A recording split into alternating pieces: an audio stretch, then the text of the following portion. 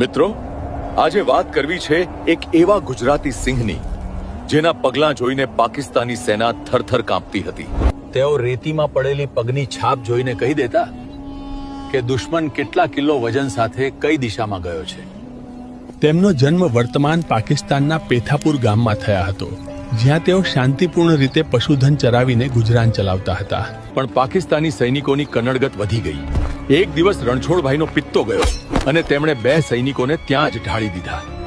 એટલું જ નહીં, દુશ્મનોના હથિયાર છીનવી તેઓ ભારત ભાગી ગયા અને પોલીસ ચોકીમાં જમા કરાવ્યા. ભારત આવ્યા બાદ તેમની અદ્ભુત આવડત જોઈને તેમને સુઈગામ પોલીસમાં પગી તરીકે નોકરી મળી. સાલ 1965 હતી. પાકિસ્તાને કચ્છમાં વિઘાકોટ કબજે કર્યો હતો અને અમારી સેના રણમાં ફસાઈ ગઈ હતી. અજાણ્યું રણ અને રેતીના ઢગલા સેના માટે